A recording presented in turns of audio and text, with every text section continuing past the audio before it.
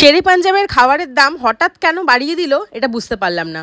But দেখো, তোমরা তো সবাই জানো ম্যাও রেস্টুরেন্টে আসলে কতটাই খুশি হয়, তার জন্য কিন্তু এখানে ম্যাও নাচ করা শুরু করে দিয়েছে। আর এইদিকে হচ্ছে কিন্তু মেনু চার্ট দেখে আমরা হচ্ছে ডিসাইড করছিলাম যে কে কী কী খাবো। ওদের মেনুতে বিশাল জিনিসপত্র আছে। এদিকে আমরা দুপুরবেলা খেতে এসেছিলাম, দুপুর ঠিক না, ওটা প্রায় 3:30 4টে মতন বেজেই গেছিলো।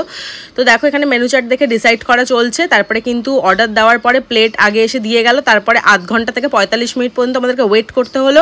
ওয়েট করে করে আমার অবস্থা তো খারাপ হয়ে গেছে, কারণ আমাদের ভীষণ খিদে পেয়ে গেছিলো, সবারই ভীষণ খিদে পেয়ে গেছিলো। তারপরে দেখো একের পর এক জিনিসগুলো দিয়ে গেল। দিয়েছিল চিকেন দো পেঁয়াজা, চিকেন টিক্কা বাটার মশালা, বাটার নান, স্যালাড, এমনি নর্মাল তাওয়া রুটি। তার সাথে কিন্তু আরও একটা দুটো জিনিসের অর্ডার দেওয়া হয়েছিল। তার মধ্যে ছিল হচ্ছে চিকেন ফ্রাইড রাইস, যেটা খেতে ভীষণ টেস্টি ছিল। প্রত্যেক কটা খাবারই ভীষণ টেস্টি ছিল, বাট আমি বলবো মাস্ট মানে রেকমেন্ডেড সেটা হচ্ছে চিকেন ফ্রাইড রাইস। সেটা একবার তোমরা খাবে, কি বলবো, মন যেমন শান্তি হবে পেটও তেমন ভরবে।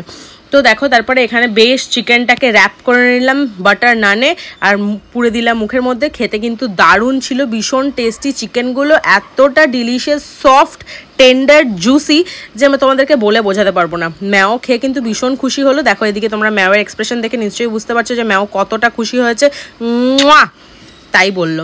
তো তারপরে দেখো এদিকে তোমাদেরকে সবার রিয়াকশানটা দেখাচ্ছি। আর হ্যাঁ, চিকেন ফ্রাইড রাইসটা যেহেতু পরে দিয়েছিলো তাই জন্য পরে জিনিসটা দেখাচ্ছি। পুরো ভরপুর চিকেন, এগ, এটাতে পুরো ফ্রাইড রাইসটা ভরপুর ছিল। মানে রাইস কম দেখা যাচ্ছিলো, আদার্স জিনিসগুলো বেশি দেখা যাচ্ছিলো। তারপরেও কিন্তু আমাদের পেট ভরলো না, তাই জন্য কিন্তু আবার হচ্ছে অর্ডার দেওয়া হয়েছিল চিকেন কষা, যেটা আমরা খেয়েছিলাম এমনি নর্মাল তাওয়া রুটি দিয়ে।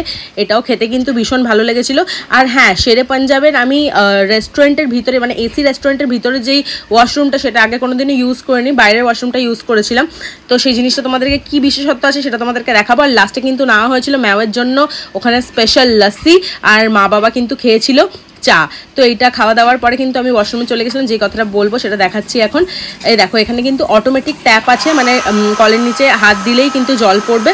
আর তারপরে এখানে হাত শোকানোরও একটা আছে, মানে তোমরা যখন হাত এখানে ঢোকাবে একটা আওয়াজ হবে, তার সাথে একটা লাইটও আসে। তো হাত এরকম পুরোপুরি শুকিয়ে যাবে। তো কেমন লাগলো আমার এই মিনি ব্লগটা অবশ্যই আমাকে কমেন্টে জানিও। চলো টাটা।